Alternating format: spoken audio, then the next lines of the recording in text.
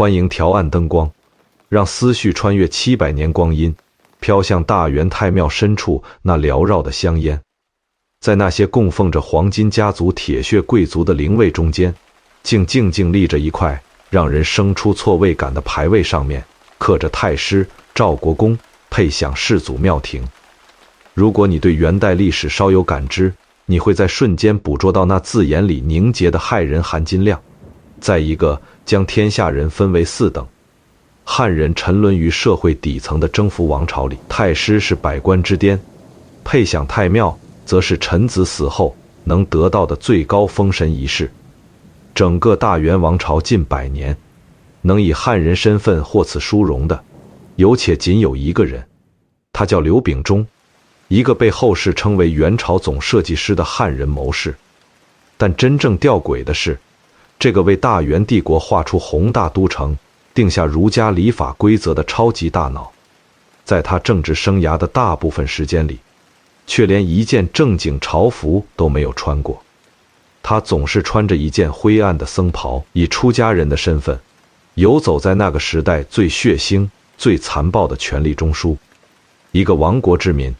一个吃斋念佛的隐士，究竟是怎么在一个只认弯刀和战马的游牧军事集团里，一步步爬上权力的至高的？要解开这个关于文明碰撞与个人逆袭的历史迷局，我们必须把镜头从大元太庙的香火中移开，拉回到那个山河破碎的金元交替时代，去看看这个天才大脑如何在彻底的绝望中完成人生第一次重启。那是在金朝末年，北方华北平原正经历着中国历史上最残酷的一场大洗牌。蒙古铁骑的马蹄声已经踏碎了金朝的防线，战火将中原大地烧成了一片白地。当时的刘秉忠还叫刘侃，出身于一个世代为官的辽金官僚家族，但在国家即将倾覆的时代洪流面前，家族的余荫连一张平静的书桌都无法保全。17岁的他为了谋生，不得不在故乡邢州的节度使府里谋求了一个叫做令史的底层小吏职位。令史说白了就是负责抄写文书、处理基层行政档案的刀笔吏。你可以想象一下他当时的工作环境，每天面对堆积如山的死亡公文，是越来越沉重的催缴赋税的摊派。节度使府的门外是衣不蔽体、四处逃亡的饥民，而门内则是那些还在为了最后一点残羹冷炙而疯狂贪污倾轧的官僚。这是一个完全失去了自我纠错能力的系统，正在以肉眼可见的速度走向死亡。年轻的刘秉忠坐在那张破旧的书案前，手里握着毛笔，内心充满巨大的撕裂感。正史中记载，他看着满桌的文书，发出了人生中第一句绝望的叹息。他说：“吾家世代衣冠，乃密媒为刀笔吏乎？”意思是我们家世世代代都是读书做官的人，难道我就要在这个没有希望的乱世里，作为一个底层的小吏沉沦至死吗？这不仅仅是一个年轻人对职业规划的不满，而是一个拥有顶级智慧的大脑对整个时代开出的死亡诊断书。他清醒地意识到，在这个行将就木的旧体制里，继续按部就班地熬资历，只会跟着这艘破船一起沉入海底。既然世俗的道路已经彻底堵死，既然这个世界已经无法用常规的逻辑去拯救，那就必须果断地切断与这个旧世界的一切联系，去寻找一种超越世俗的生存方式。于是，在一个毫无征兆的清晨，刘秉忠做出了一个让所有亲友都震惊的决定。他扔掉了手里那只象征着权力和饭碗的毛笔，脱下了节度使府的礼服，孤身一人走出邢州城，头也不回地走向了城外的天宁寺。在佛像前，他闭上眼睛，任由剃刀割断了3000烦恼丝，也割断了自己与那个腐朽官场的最后一丝期待。从那一刻起，世上少了一个叫刘侃的底层小吏，多了一个法名叫做子聪的云游僧人。逃离往往是弱者绝望的终局，但在刘秉忠这里，遁入空门却是一场为了迎接更大风暴而进行的终极蛰伏。正史元史中明确记载了他的行踪。他先是隐居在武安山中，随后去往天宁寺担任书记，最终一路向北游历，将自己的驻锡之地选在了云中的南唐寺。云中，也就是今天山西大同，这绝不是一个适合参禅悟道的地方。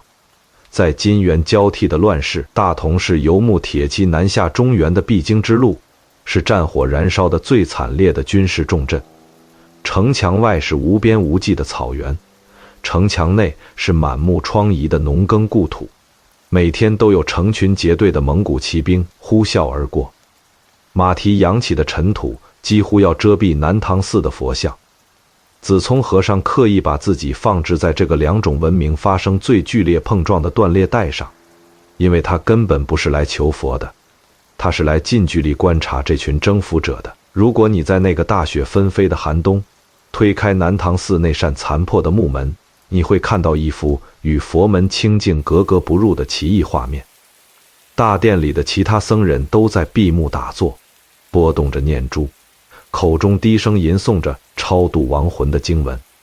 而子聪和尚的案头却堆满了与佛教毫无关系的浩瀚古籍。正史对他的阅读书单有着明确的记载，余书无所不读，游说于经史。更令人心惊的是，他花费了大量心血去精研天文、地理、律历，甚至深入钻研了三世、六人、遁甲这些常人视若天书的复杂学问。这些典籍绝不是用来算命、看风水的江湖骗术，而是中国古代最高级别的治世之学。我们可以透过正史的记载，仔细拆解一下这个和尚到底在深山里研究什么。首先是律历，也就是历法。在古代，中原王朝颁布历法被称为奉正朔，它不仅仅是用来指导农民春耕秋收的农业时间表，更是象征着一个政权统治天下、代天牧民的绝对合法性。当时的蒙古草原上根本没有历法的概念，牧民们只能靠看着青草变绿来计算年月。子聪和尚在摇曳的烛光下一行一行地推算着星辰的轨迹，因为他清醒地知道，如果这群游牧征服者想要在中原这片土地上建立长久的统治，就必须拥有一套精准匹配农耕文明的历法系统。他现在推算的每一个数据，都是在为未来那个庞大帝国提前锻造统治天下的权杖。其次，他苦心钻研的三世六人遁甲，本质上是中国古代的宏观战略学和地理空间学。太乙神术推演的是天下大势的历史周期，奇门遁甲剖析的是山川形胜的军事地理。子聪和尚常常独自站在云中的残垣断壁上，迎着刺骨的北风，俯瞰着脚下的大地。他看着那些蒙古骑兵以排山倒海之势摧毁了金朝坚固的城池，他在脑海中将山河大川重新拼接，在思考旧的防御体系为什么会土崩瓦解，在沙盘上推演着如何用宏大的地理骨架去重新缝合这片被战马踩碎的江山。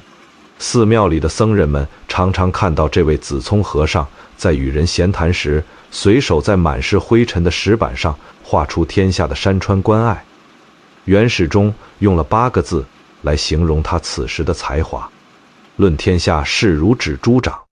这哪里是一个敲木鱼的和尚，这分明是一个把整个天下的地图和运行规则都刻在脑子里的绝世谋臣。他披着袈裟，用佛教的静心之法抵御着外界残暴杀戮带来的精神冲击。他用道家的自然法则去洞悉山川大地和星辰宇宙的宏观运行规律，而他的骨子里依然牢牢地坚守着儒家经世致用、拯救苍生的核心信念。这种将儒、释、道三家学问完美融入一身的庞大知识体系，让子聪和尚超越了时代的局限。当时的中原大地上，传统的儒生们要么在战乱中被屠戮殆尽，要么沦为奴隶。幸存下来的士大夫多半躲在角落里，用诗词歌赋抒发着亡国之痛。抱着前朝的牌坊痛哭流涕。但子聪和尚没有流一滴眼泪，他深知时代的巨轮一旦碾过旧的世界，就再也回不去了。哭泣毫无意义，愤怒也只是弱者的无能狂怒。唯一能拯救这片土地和千万黎民的方法，就是去摸透那群征服者的脾性，然后把一套更加先进、更加高级的文明规则不动声色地植入到征服者的刀鞘里。子聪和尚在南唐寺的青灯下整整蛰伏了10几年的光阴，他的容貌从青涩变得沉稳，才华在孤寂中被打磨得如同绝世的宝剑，锋芒内敛却削铁如泥。他就像一个静静坐在棋盘边的顶级国手，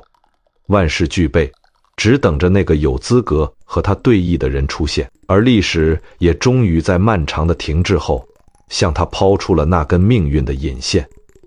那是公元1242年的春天，蒙古草原上的政治风向发生了微妙而重大的偏转。蒙古大汗窝阔台已经病逝，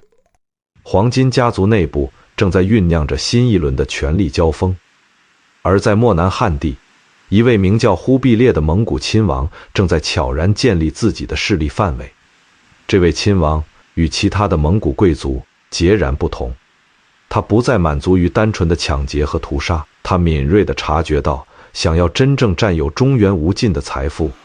就必须找到懂得治理这片土地的汉人智囊。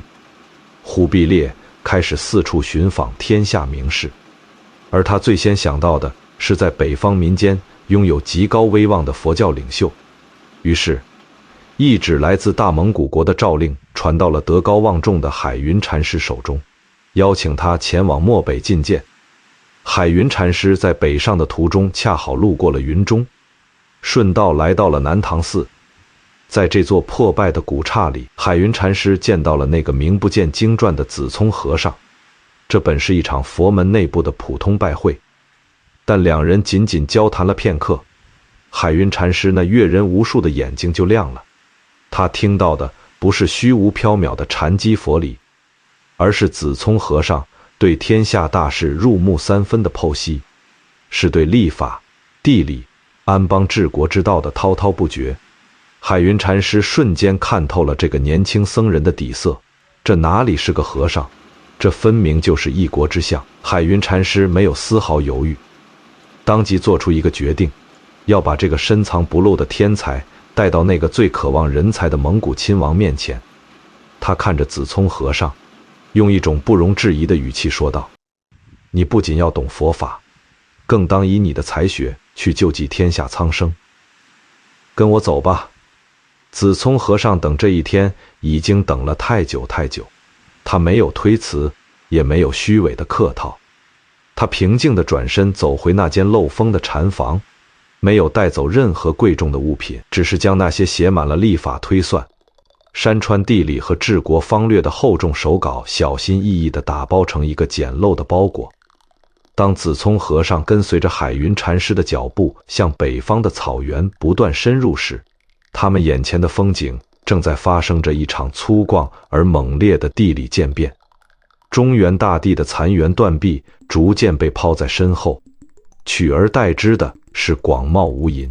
冷风呼啸的漠南草原。那是公元1242年的初夏，也是大蒙古国历史上一个至关重要的转折点。在今天内蒙古锡林郭勒盟的广阔原野上，有一片开满金色花朵的丰饶草场，名为金莲川。这里水草丰美，视野开阔，是游牧民族最理想的夏季牧场和屯兵重地。无数白色的穹庐像珍珠一样洒落在绿色的草海上，战马的嘶鸣声此起彼伏。在这些穹庐的最中央，矗立着一座巨大而威严的蒙古大帐。大帐的主人正是当时受命总领漠南汉地事务的蒙古亲王忽必烈。在那个年代，绝大多数的蒙古贵族脑子里依然只装着弓马骑射和无休止的掠夺。他们把肥沃的华北平原看作是放牧战马的天然草场，把中原的百姓视作可以随意杀戮和买卖的奴隶。沿用着草原上最原始的习惯，每攻下一座城池，就如同狼群分食猎物一般，将其瓜分给各位那盐作为私产。但在忽必烈的穹庐里，气氛却截然不同。这位年轻的亲王拥有一双比苍鹰还要锐利的眼睛，他看到了武力征服的尽头。他发现，依靠屠城和掠夺，虽然能带来短暂的财富，但中原的土地正在迅速荒芜。如果不改变统治方式，这片曾经富庶的大地很快就会变成一片无法提供任何给养的死地。忽必烈迫切需要一种全新的智慧，一种能够让他稳稳地坐在中原大地上，而不是仅仅骑在马背上的统治方略。正是在这种极度饥渴的政治探求中，海云禅师带着子聪和尚走进了那座弥漫着马奶酒和烤肉气息的巨大穹庐。原始中对这一次历史性的会面留下了极为生动且充满张力的细节记载。当你推开历史的大门，走进那座大帐，你会看到一幅极具视觉冲击力的画面。忽必烈的身边环伺着众多身材魁梧、满脸横肉的草原贵族和切削军将领，他们全都穿着厚重的兽皮，披着粗糙的毡裘，腰间挂着沾满鲜血的弯刀。整个大帐里充斥着一种野蛮、原始且令人窒息的武力压迫感，而在这些彪形大汉的中间，子聪和尚却显得那么格格不入。正史里用了8个字来描绘这个场景：皆策马毡裘，秉中独一鹤。在满帐的皮草和弯刀之中，唯独他一个人穿着一件洗得发白的粗布僧衣，身形清瘦，神色平静，就像是一株扎根在狂风暴雨中的青竹，没有丝毫的怯懦与慌乱。忽必烈坐在主位上，目光越过海云禅师，死死地盯住了这个貌不惊人的年轻和尚。作为一个对中原文化充满好奇的统治者，忽必烈向子聪提出了那个困扰他许久的终极问题。他问的不是佛法中的慈悲与轮回，也不是如何超度那些死在蒙古铁骑下的亡魂，而是直截了当地问：如何才能治理好这天下？对于一个出家人来说，这绝对是一道危险的政治考题。如果回答的空泛，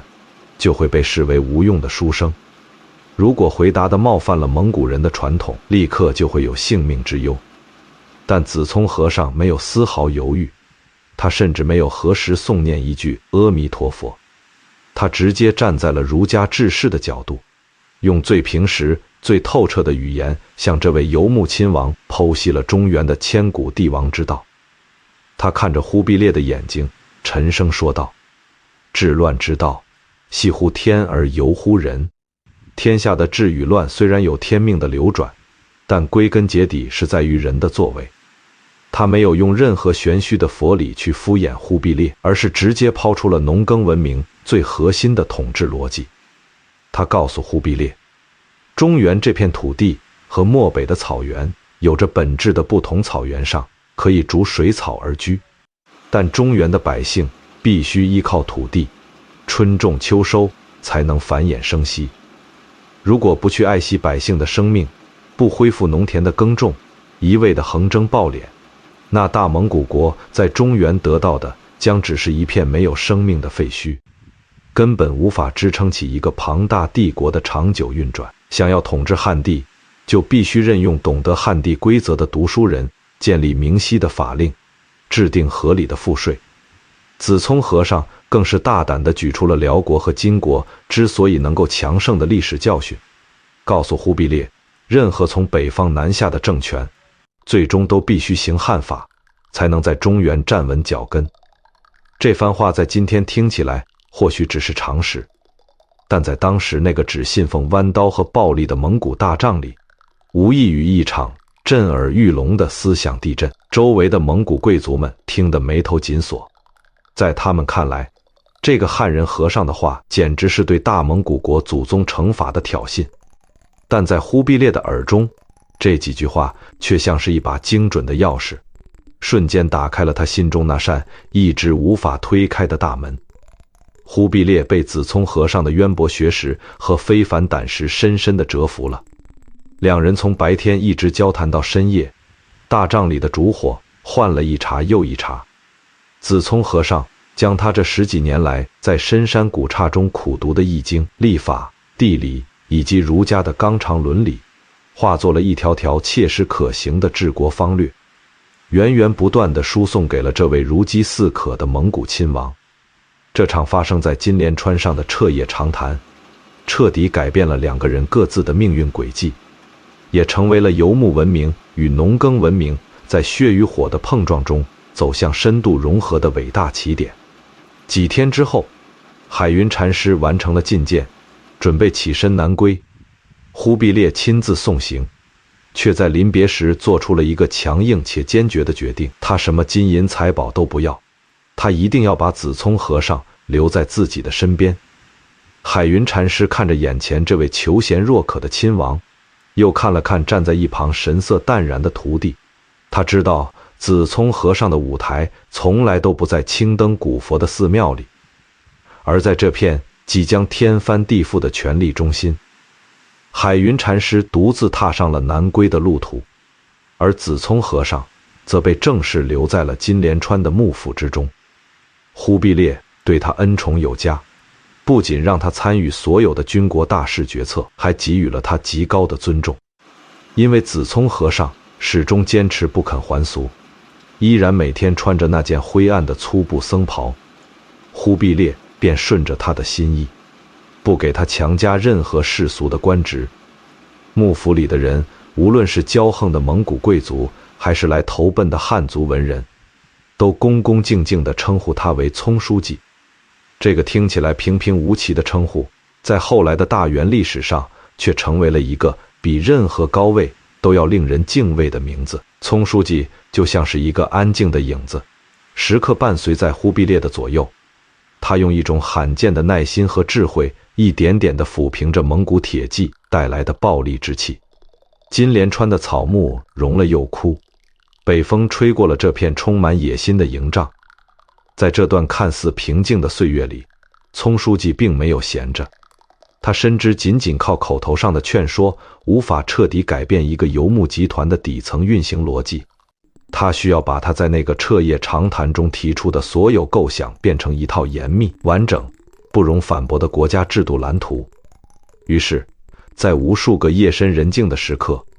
聪书记独自坐在微弱的油灯下，铺开厚厚的绢帛，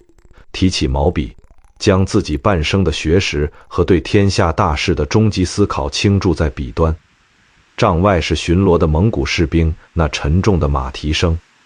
帐内是笔尖在纸上划过的沙沙声。他正在撰写一份中国历史上罕见的一份治国奏章。这份奏章不仅仅是一篇进谏的文章，它更像是一张为未来帝国量身定制的宏大建筑图纸。这份在正史原始中被郑重记载的奏章，不仅仅是一篇简单的陈情表，它是中国历史上最伟大也最惊心动魄的一次文明制度移植手术。聪书记在卷首的第一句话就直击了游牧帝国在中原大地上最致命的统治软肋。他说：“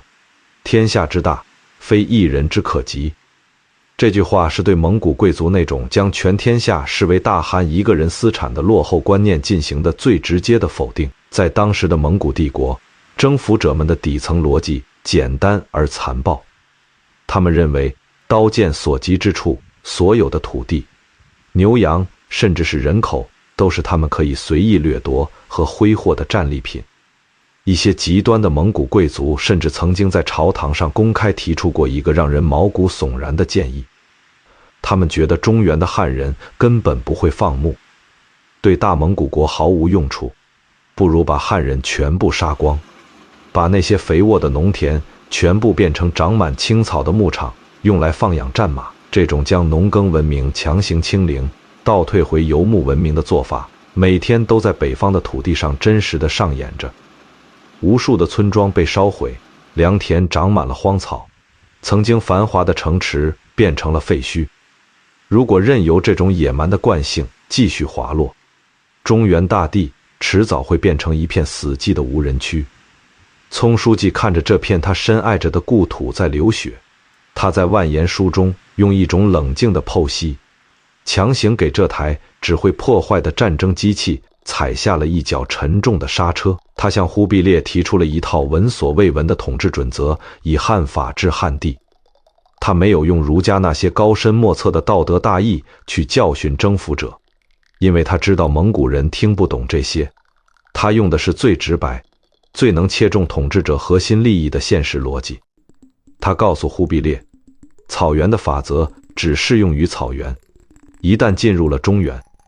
这片依靠农耕生存的土地就必须遵循农耕文明的客观规律，否则就会玉石俱焚。他在这份万言书中详细列出了重塑帝国底层代码的几大核心板块。首先，他将矛头直指当时混乱不堪、形同抢劫的税收制度。当时的蒙古军队和地方达鲁花赤，也就是蒙古派驻各地的监工收税，全凭心情。他们今天来收一次羊，明天来要一次粮，稍有不满就拔刀杀人。聪书记在奏章中明确提出，必须废除这种随意的掠夺，建立固定的赋税标准。他说，应该规定天下百姓每户每年缴纳多少定额的粮食和丝帛，只要百姓交够了这些额度，任何蒙古贵族和官员都不得再以任何借口去骚扰他们。这种做法看似限制了蒙古贵族抢劫的自由，但聪书记向忽必烈算了一笔长远的大账，只要给了百姓一个可以预期的生存空间，他们就会在土地上拼命的劳作，中原的土地就会像源源不断的泉水一样，年复一年的为大蒙古国提供取之不尽的财富。这比杀鸡取卵式的抢劫要高明和稳妥10000倍。紧接着，聪书记提出了他这份万言书中最具远见，也最难实施的第二步，拯救那些在战火中被踩入泥潭的读书人。在那个视人命如草芥的年代，手无缚鸡之力的儒生是这个社会最悲惨的群体。他们不能打仗，不会放牧，在蒙古贵族的眼里，连一个强壮的奴隶都不如。许多满腹经纶的学者被当成战利品抓走，像牲口一样在市集上被买卖，或者被强迫去修筑城墙、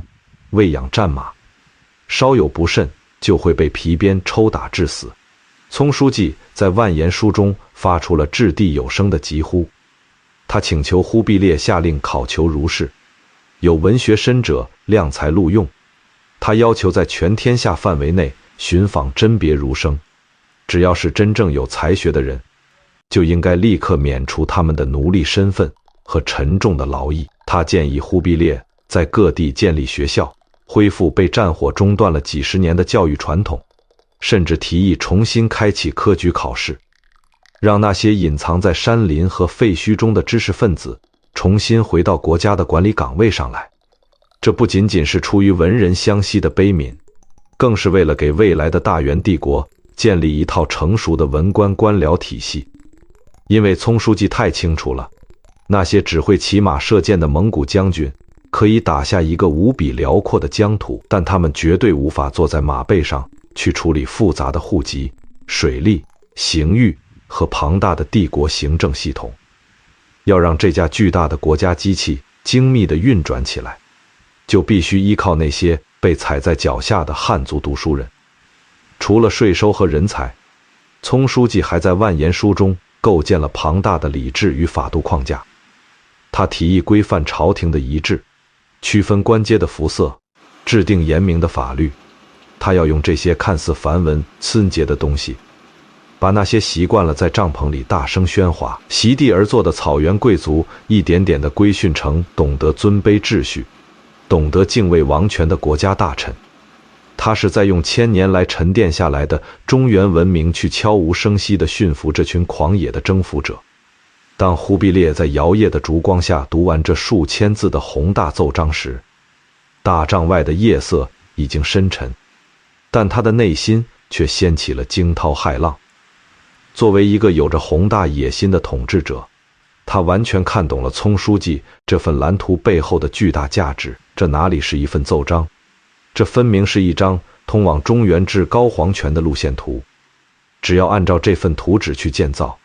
他就能摆脱草原上那种脆弱的部落联盟体制，成为一个拥有无限资源、拥有绝对正统合法性的真正帝王。但与此同时，忽必烈也感受到了前所未有的巨大阻力，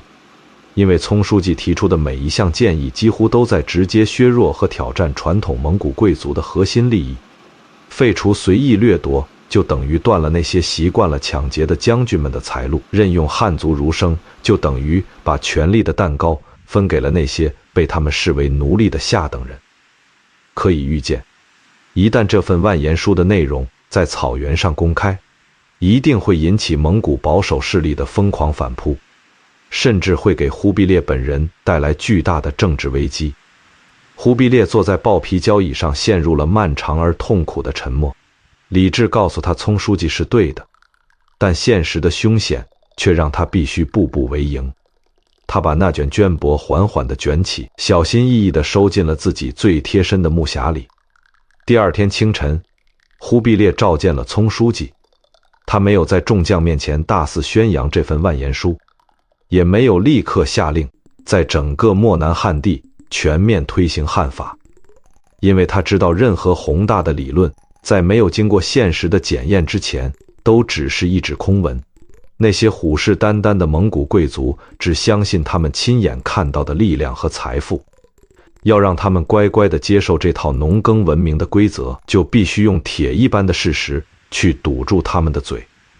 忽必烈看着眼前这个神色淡然的僧人，做出了一个务实且谨慎的决定。他要在华北平原那广袤的焦土上划出一块特定的区域，作为推行这套全新汉法的绝密试验田。这不仅是对聪书记那套治国理论的第一次极限压力测试，也是忽必烈与整个蒙古保守势力进行的一场没有硝烟的政治博弈。忽必烈的目光在地图上久久地游移，最终他的手指重重地敲在了一个令人意想不到的坐标上，那个地方正是聪书记当年绝望逃离的故乡行州。行州，这个让聪书记在17岁那年感到无比绝望，最终愤而剃度出家的地方，在经历了金元交替数十年的反复蹂躏后，早已经不是当年那个还能勉强维持官僚运转的州府了。根据元史中令人触目惊心的真实记载，当时的行州被分封给了多位蒙古贵族作为私产，这在蒙古帝国的制度里被称为头下领地。每一个拥有份额的蒙古贵族都会向行州派驻自己的达鲁花赤，也就是监督官。这些监督官根本不懂得什么是治理，他们眼中只有无休止的索取。今天东边的王爷派人来征收10万担粮食，明天西边的将军又派人来强要5万匹丝帛。如果百姓交不上来，监督官就会纵容手下的士兵破门而入，直接把百姓的妻儿老小抓走变卖。在多头重压和敲骨吸髓的残酷盘剥下，行州的农耕系统彻底崩溃了。原本拥有数万户人口繁华的中原重镇，最后逃亡的只剩下不到几百户苟延残喘的饥民。城墙坍塌，街道上长满了齐腰深的荒草，甚至连野狼都敢在白天大摇大摆地进入城中觅食。把这样一个几乎烂到根子里的地方作为推行汉法的第一个试验场，无异于在一片焦土上试图种出一片茂密的森林，难度之大不亚于登天。但聪书记看着忽必烈充满挑战意味的目光，平静地接下了这个不可能完成的任务。他并没有亲自脱下袈裟去行州上任，因为他还要留在金莲川的大帐里为忽必烈规划整个天下的棋局。他向忽必烈郑重地举荐了2个人，张庚和刘肃。这2个人不是只会空谈心性的腐儒，而是真正精通中原典章制度，有着丰富基层管理经验的实干派。忽必烈给予了这次实验极大的政治特权，他下令设立行州安抚司，由张庚和刘肃出任长官。这代表着大蒙古国第一次在地方上尝试剥夺游牧监督官的特权，将行政权完整地交给了汉人儒生。当张庚和刘肃带着忽必烈的诏书风尘仆仆地踏入满目疮痍的行州城时，迎接他们的不是百姓的欢呼，而是当地豪强和蒙古鞑虏花赤们充满敌意和嘲弄的眼神。在那些保守派贵族看来，两个手无寸铁的书生根本不可能在这片蛮荒之地上翻起什么风浪。但这两位汉臣立刻亮出了聪书记在万言书中为他们精心打造的那套法家与儒家结合的利剑。他们上任后烧起的第一把火，就是快刀斩乱麻地剥夺了所有蒙古贵族私自派人下乡收税的特权。张庚和刘肃在行州城门口张贴了明确的告示，颁布了严酷的禁令，从今往后，行州的赋税全部由安抚司统一征收。百姓只需要按照朝廷定下的微薄额度缴纳一次，任何贵族如果再敢私自派人到百姓家里勒索钱粮，一律按照违抗大汉军令的死罪论处。这道禁令一出，就像一道惊雷，直接切断了那些贪婪监督官的利益输送线。几个平时飞扬跋扈的当地豪强试图联合起来抗拒这道禁令，甚至暗中煽动暴乱。刘肃没有丝毫手软，他直接动用安抚司的刑罚大权，将带头闹事的几个首恶当街斩首。鲜血染红了行州残破的法场，也彻底震慑住了那些还想继续鱼肉百姓的贪官污吏。随着秩序的强行建立，第二把火紧接着燃起，平反冤狱，恢复生产。在过去混乱的几十年里，无数百姓因为交不起赋税，被强行打成罪犯，没收了土地。张庚和刘肃夜以继日地翻阅卷宗，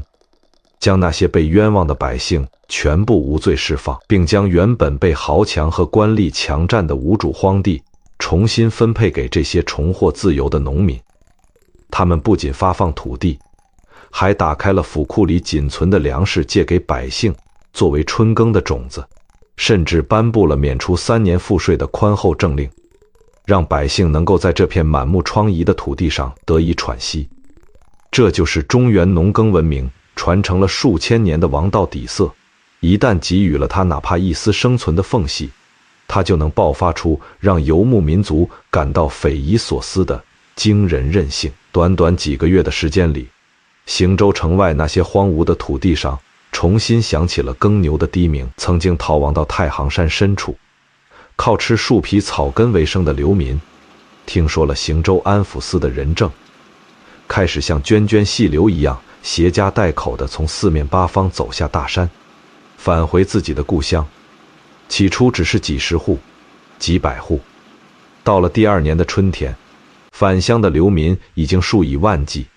元史中用笃定的笔触记录了这场发生在中原大地上的奇迹。流民复业者数万，原本死气沉沉的行州城以一种肉眼可见的速度迅速复苏，坍塌的城墙被重新修筑，荒草丛生的街道两旁再次支起了买卖货物的商铺，甚至连附近其他州县被蒙古贵族压榨的活不下去的百姓也纷纷拖家带口逃往行州，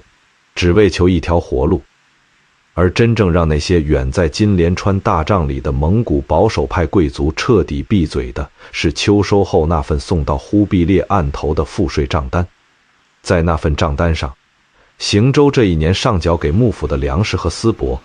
不仅没有因为减轻赋税而减少，反而因为人口的急剧膨胀和农业的迅速恢复，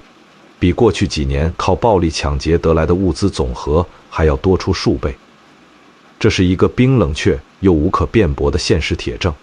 聪书记用行州的成功，向所有只知道骑马射箭的蒙古贵族展示了一个远比抢劫更高级的治国法则：把百姓当人看，给他们土地和规矩，他们就能为你创造出取之不尽的帝国基业。忽必烈拿着那份行州的卷宗，在穹庐里发出了无比畅快的笑声。这场在废墟上进行的豪赌，他赢了，而且赢得很漂亮。行州安抚司的成功，就像是在大蒙古国那块坚硬的游牧坚冰上狠狠地砸开了一个缺口。忽必烈立刻下令将张耕和刘肃的治理模式迅速向漠南汉地的其他州县全面推广。河南、陕西、山东等地纷纷开始效仿邢州的汉法，设立经略司和安抚司。大批隐藏在山林中的汉族大儒和实干家，如姚舒、许衡等人，看到了忽必烈重用汉法的诚意，纷纷走出隐居之地，向着金莲川的大帐汇聚而来。一个围绕着忽必烈，以汉族儒生为核心的庞大智囊团，开始在漠南草原上初具雏形。葱书记依然穿着那件灰暗的僧衣，安静地站在忽必烈的身旁。他看着这片他曾经绝望逃离的故土，如今正在自己的谋划下，一点点地重新焕发生机。他那颗隐藏在佛法背后的儒者之心，终于感到了一丝久违的宽慰。汉法治汉地的理论，已经在华北平原的农田里结出了第一批丰硕的果实。但这并不意味着葱书记的使命就已经完成，因为对于一个庞大而暴烈的军事帝国来说，治理一片残破的后方固然重要，但他们骨子里最深处的信仰依然是战马的嘶鸣和刀锋上的征服。就在邢州的麦浪刚刚翻滚起金色的波涛时，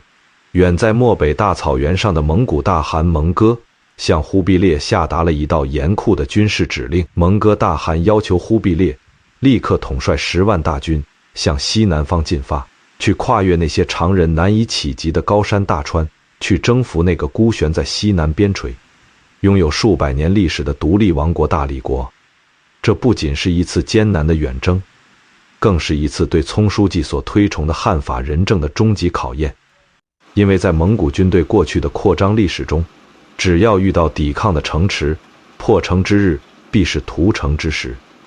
10万杀气腾腾的蒙古铁骑已经集结完毕，弯刀在阳光下闪烁着嗜血的寒芒。葱书记深知，如果在战场上不能管住这群野兽的杀戮本能，那么他在邢州辛辛苦苦建立起来的仁政光环就会在瞬间崩塌，忽必烈也会再次沦为一个只知道屠戮的普通蒙古将领，彻底失去争夺天下的汉人民心。于是，这位从不穿铠甲的僧人将经卷留在了金莲川的营帐里，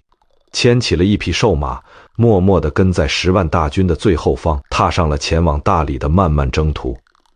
当10万蒙古大军的战马踏上前往西南边陲的漫漫征途时，横亘在忽必烈面前的是一条连成吉思汗都未曾涉足过的死亡绝路。那是公元1253年的秋天，蒙古远征军被迫穿越青藏高原的东部边缘，这里没有一马平川的草原，只有终年不化的雪山、深不见底的峡谷和弥漫着瘴气的原始森林。对于习惯了在平原上驰骋的蒙古骑兵来说，这种立体的地理环境简直是一场无法醒来的噩梦。战马因为缺氧而大批倒闭，士兵们在泥泞的栈道上稍有不慎就会坠入万丈深渊。而那个一直穿着粗布僧袍的葱书记，此时正骑着一匹瘦马紧紧跟随在忽必烈的帅旗左右。他不仅仅是一个提供政治蓝图的谋士，更在这个生死攸关的时刻展现出了他作为全能学者的硬核实力。原史中记载，刘秉忠精通地理风水和奇门遁甲，在恶劣的行军途中，他凭借着对星象的观测和对山川地脉的敏锐推演，多次为大军规避了致命的毒瘴，甚至在迷雾中精准地标定了前行的方位。当大军终于历尽千辛万苦抵达金沙江畔时，面对着波涛汹涌、飞鸟难渡的天险，蒙古大军展现出了惊人的战术执行力。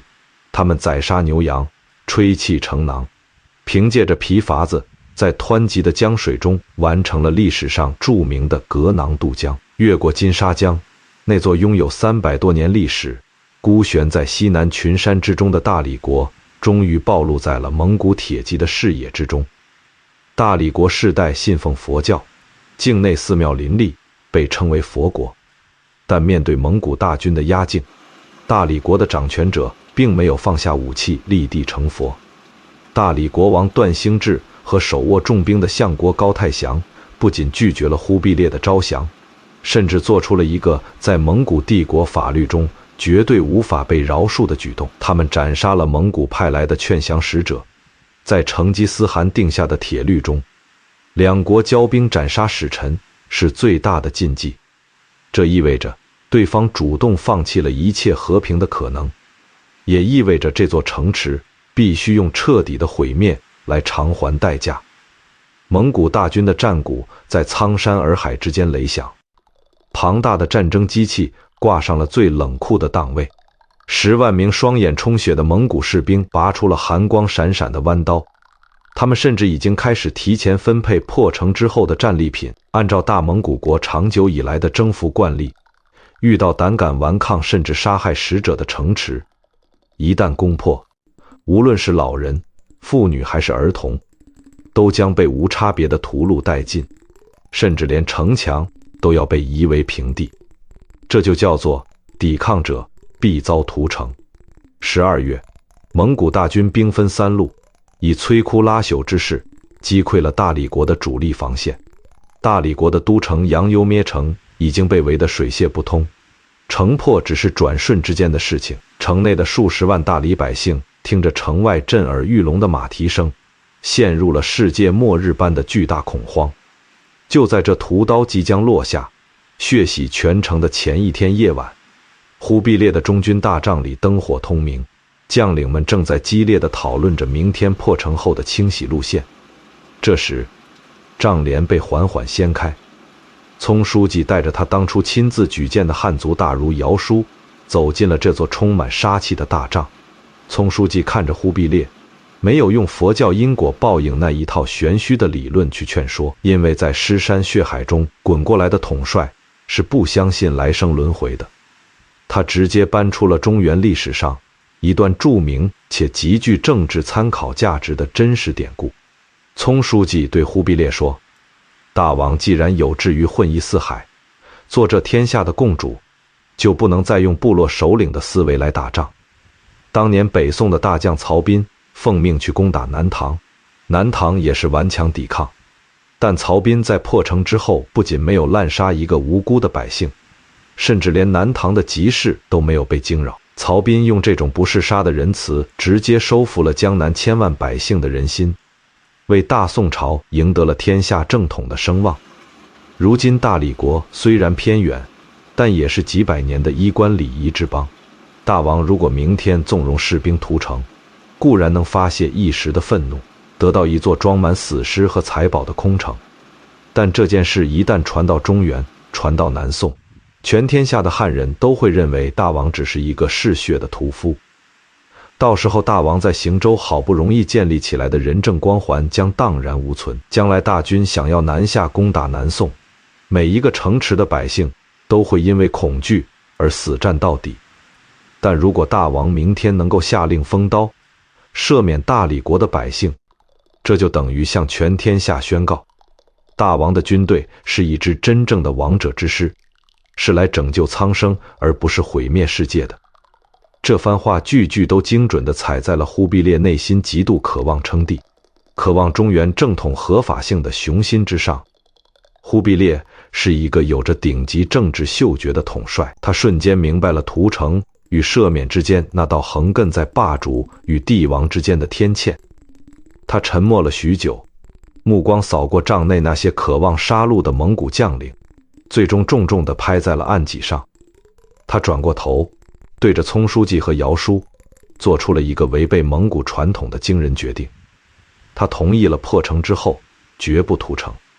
但问题是10万杀红了眼的士兵在冲进城池的那一刻极容易陷入失控的状态。为了确保这道止杀令能够得到最彻底的执行，聪书记展现出了他缜密的执行力。根据正史的明确记载，就在那个决定大理国数十万人命运的深夜，聪书记和姚舒连夜找来了大量的丝绸，让人把这些珍贵的布匹全部撕裂开来。他们在这些撕开的丝帛上用粗大的毛笔一面一面地写上了醒目的军令，上面写着止杀，禁止大军妄杀一人。第二天清晨，伴随着沉闷的壮木声，大理国都城的城门轰然倒塌。但当那些闭着眼睛等死的大理百姓颤抖着抬起头时，他们看到的却不是挥舞着屠刀的恶魔，而是一队队骑着战马的蒙古士兵手里高举着那些写满命令的丝帛旗帜。这些被称为列帛为旗的纸纱令，被迅速插满了大理城的每一个街巷、每一个路口。蒙古大军在忽必烈的严令下，秋毫无犯地列队入城。除了那个下令杀害使者、负隅顽抗的大理相国高太祥被抓获斩首之外，大理国上至皇亲国戚，下至黎民百姓，奇迹般的在蒙古大军的兵锋之下保全了性命。忽必烈甚至做出了一个更加宽厚的政治姿态，他不仅赦免了大理国王段兴智，还继续任命段氏家族为大理总管，替大蒙古国世世代代管理这片西南疆土。当城中那些原本准备好引火自焚的僧侣和百姓看到这支军纪严明、不杀平民的军队时，大理城内爆发出了震天动地的欢呼与叩拜声。这场原本注定要血流成河的灭国之战，在聪书记的拼死斡旋下，变成了一场兵不血刃的文明救赎。这不仅仅是拯救了数十万条鲜活的生命，更是聪书记用儒家仁政的理念，成功的在忽必烈和那台狂暴的蒙古战争机器上套上了一层不可磨灭的文明枷锁。当大理平定的消息伴随着忽必烈不是杀的美名迅速传遍长城内外、大江南北时，中原大地上的那些汉族士大夫们终于在这个蒙古亲王的身上看到了千古圣君的影子。忽必烈在汉人世界里的政治威望瞬间攀升到了一个前所未有的顶峰。他不再是一个简单的游牧征服者，而是一个懂得王道、懂得体恤苍生的潜在帝王。不久之后，忽必烈将大理的后续事务交给了将领，自己率领着主力大军浩浩荡荡地踏上了北返的归途。当大军再次穿越金沙江，回到熟悉的北方草原时，忽必烈的心境已经发生了天翻地覆的变化。他感受到了自己手中掌握的这股融合了蒙古武力与汉家制度的恐怖力量，他也感受到了那些围绕在自己身边的汉臣们那股迫切希望他能登顶天下的炙热目光。但是当他回到金莲川，看着眼前那些依然在风中摇晃的破旧穹庐时，一种强烈的虚无感和不匹配感突然涌上了这位统帅的心头。一个在西南边陲立下了不世之功，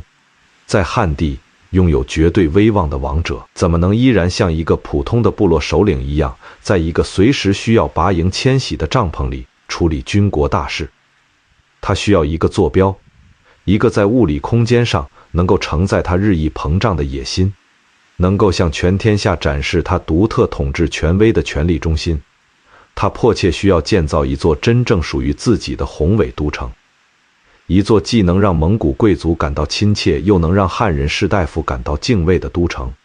于是，忽必烈的目光再次投向了那个一直陪伴在自己身边、精通山川风水与建筑规制的聪书记。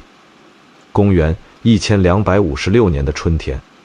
忽必烈正式向聪书记下达了一道前无古人的死命令。他要在茫茫的漠南草原上凭空建造一座属于自己的宏伟都城。元史中对这个历史性的时刻有着精准的记载：岁丙辰，地筑环州，命秉中相地于环州东，滦水北，城之，名曰开平。聪书记带着一队精干的随从，手里拿着观星器具，骑着马在金莲川的荒野上反复勘测。他最终将这座新都城的中心坐标死死地定在了滦水之北的一片旷野上。这个选址绝不仅仅是出于什么寻龙点穴的风水迷信，而是一次毒辣而堪称完美的宏观地缘政治计算。滦水之北正好卡在农耕文明与游牧文明最敏感的地理分割线上，向北是无边无际的蒙古大草原，随时可以召唤数十万空闲之士，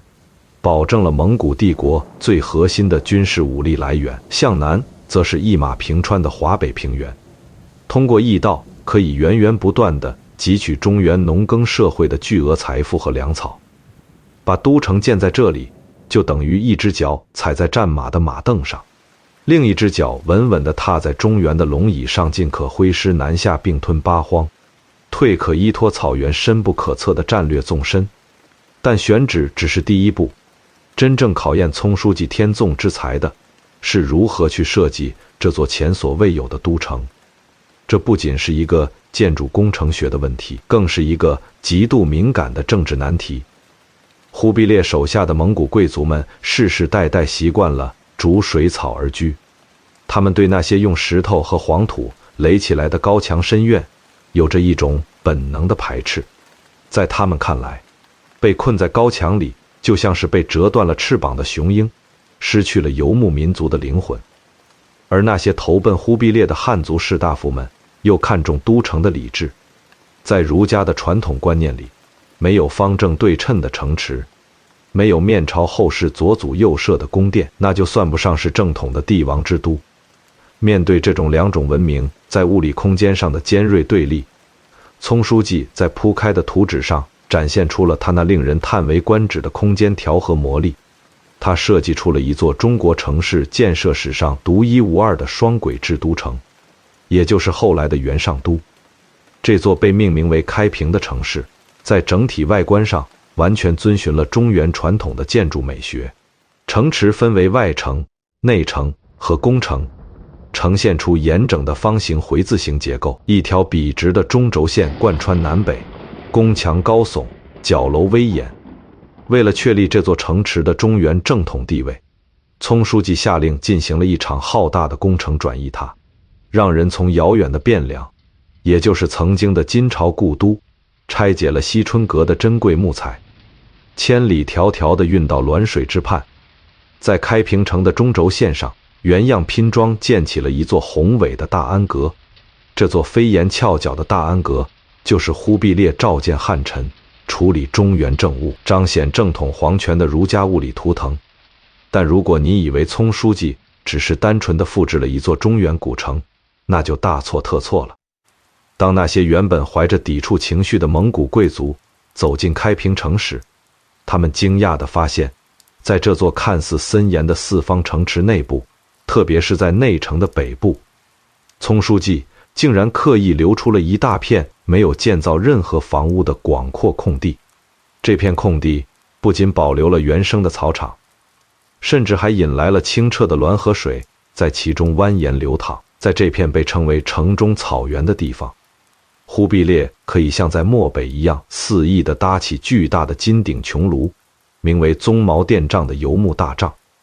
与不远处雕梁画栋的大安阁在开平城的晨雾中遥相呼应。蒙古的王公贵族们依然可以在这里纵马驰骋，驾鹰狩猎，享受着最纯正的草原生活。聪书记用一种天才的空间切割与缝合，把草原的灵魂和中原的骨架完美地装进了一个城墙的躯壳里。他在开平城的一砖一瓦、一草一木中，不动声色地具象化了那套蒙汉共治的宏大政治理念。汉人在这里看到了礼乐典章的复兴，蒙古人在这里看到了游牧传统的延续。这种在建筑空间上的双轨制设计，彻底安抚了两大阵营的情绪，让开平城成为了一座可以同时包容征服者与被征服者的奇迹之城。公元1258年，历时3年的开平城终于拔地而起。当忽必烈第一次登上大安阁的最高层，俯瞰着这座属于自己的雄伟都城时，他不再是一个只能在帐篷里四处游荡的诸侯，他在这片大地上拥有了无可争议的合法性地标。开平城的建成，在当时的天下引发了一场看不见的政治大地震。北方的汉族士侯和南方的士大夫们透过这座城池的规制，清晰地看到了忽必烈志在天下的帝王气象。大批的人才开始向着开平城加速汇聚，忽必烈的势力在这座都城的虹吸效应下急剧膨胀。聪书记依然穿着那件灰暗的僧袍，站在大安阁的阴影里。他看着忽必烈志得意满的背影，深邃的眼眸中却保持着绝对的冷静与清醒。他知道，开平城只是一个坚固的大本营，是争夺天下的一块跳板。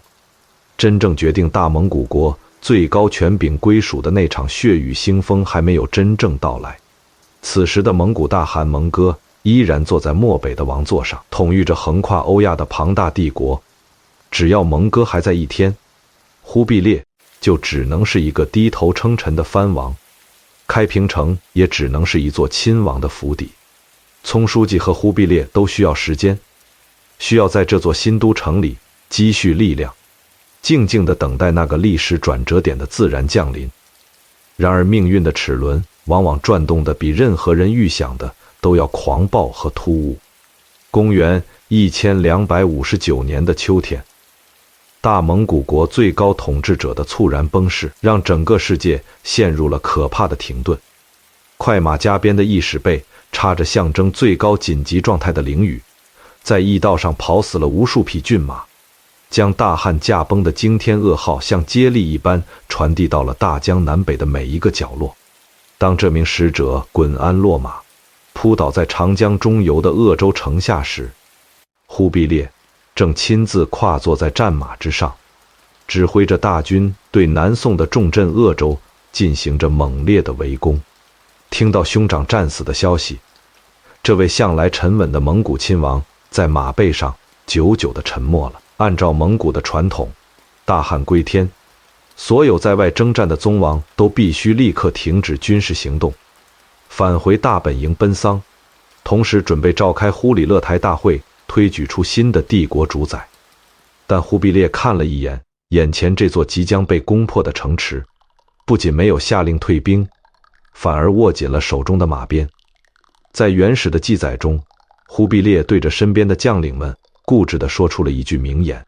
吾奉命南来，岂可无功绩还？意思是我奉大汗的命令统帅10万大军南下，怎么能寸功未立就这样灰溜溜地回去？他下令大军继续猛攻鄂州，试图用一场酣畅淋漓的灭国之战来为自己积攒无上的政治威望。在这个极度敏感的节骨眼上，忽必烈的倔强几乎将他自己推向了万劫不复的深渊。因为就在忽必烈猛攻鄂州的时候，远在漠北草原深处的帝国旧都哈拉和林已经发生了巨变。留守在哈拉和林的是忽必烈的亲弟弟阿里不哥。阿里不哥近水楼台，他不仅控制着帝国的国库，更掌握着漠北本土的大量精锐骑兵。更要命的是，阿里不哥打着正统的旗号，已经开始向四方宗王发布诏令，准备在哈拉和林召开大会，强行登顶大汉的宝座。如果阿里不哥一旦合法继位，忽必烈这支远在江南的大军立刻就会沦为不受朝廷节制的叛军。到那个时候，忽必烈不仅会面临南宋军队的拼死反击，更会遭遇来自北方大本营的军事清剿。他将被死死地钉在长江沿岸，进退维谷，最终腹背受敌，死无葬身之地。就在这千钧一发、生死存亡的时刻，一直跟随在军中的聪书记走进了忽必烈的帅帐。在这个到处弥漫着硝烟和血腥味的大帐里，聪书记没有丝毫的慌乱，他用冷峻的现实逻辑直接戳破了忽必烈那种想要用战功来换取威望的政治幻觉。他指着地图上的鄂州对忽必烈说：这座城池不过是大蒙古国疆域版图上的一片树叶，而远在北方的哈拉和林才是这棵参天大树的树根。大王现在放着树根不去争夺，却为了抢占一片树叶而在这里耗费时间，这根本就是本末倒置。阿里不哥已经在北方掌控了中枢，他随时可以切断我们的粮道和后援。一旦他名正言顺地坐上了汉位，大王就算把整个江南都打下来，又有什么用呢？一个失去了合法正统地位的亲王是绝对守不住任何土地的。聪书记的这番话就像是一盆刺骨的冰水，瞬间浇醒了被战役冲昏头脑的忽必烈。忽必烈看着地图上南北两端的巨大地理跨度，额头上渗出了细密的冷汗。他终于意识到自己正在犯下一个足以葬送整个政治生命的战略错误。争夺天下的较量往往不是比拼谁的武力更强，而是比拼谁能在最短的时间窗口内抢占最核心的政治高地。葱书记紧接着给出了他那套干脆利落的破局方案，立刻与南宋议和，迅速北返。这是一个违背武将直觉的建议，但在当时的局势下却是唯一的生路。忽必烈没有任何犹豫，他全盘接受了葱书记的战略规划。他立刻派出使者与城内的南宋权臣贾似道展开了隐秘而迅速的停战谈判，双方各取所需南宋承诺，每年进贡称臣，以此换取蒙古大军的撤退，而忽必烈则拿到了一份体面的停战协议，为自己迅速脱身铺平了道路。当议和的文书刚刚签下，忽必烈便毫不恋战地下令全军立刻拔营。这支庞大的蒙古大军放弃了即将到手的胜利，以一种罕见的速度掉头向北狂奔。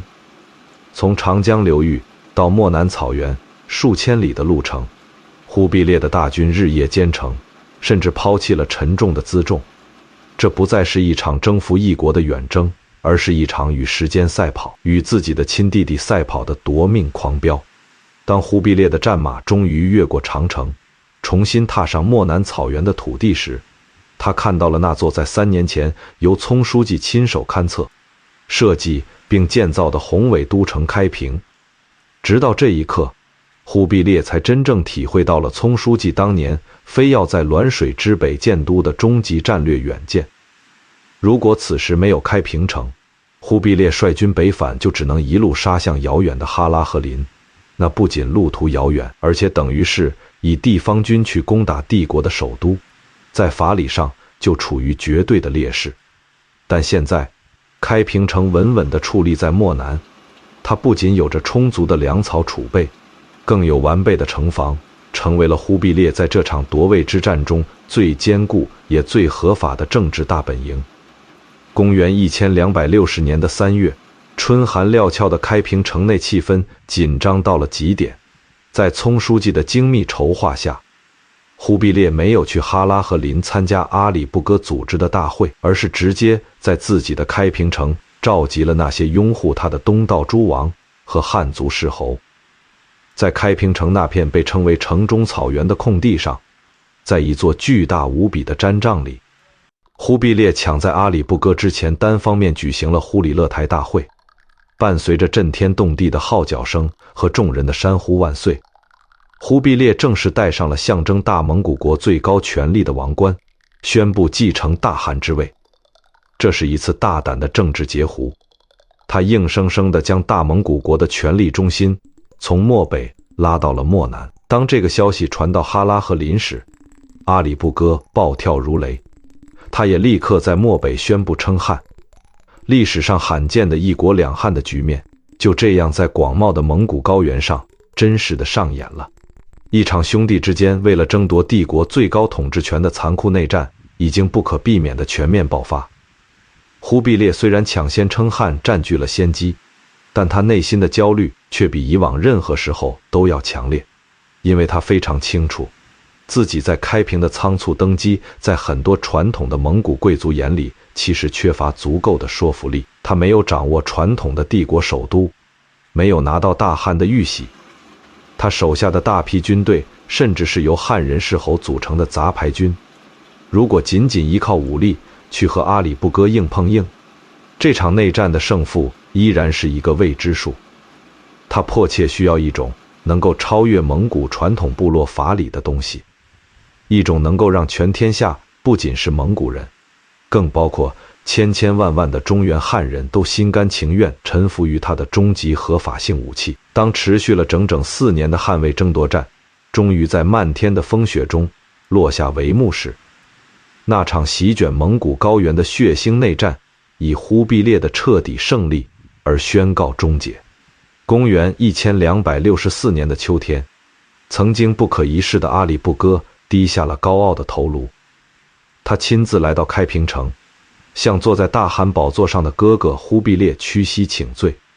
至此，大蒙古国那可怕的分裂危机在军事上被强行抹平了。忽必烈终于成了这片广袤疆域上唯一且无可争议的最高统治者。但当草原上的战马卸下厚重的铠甲，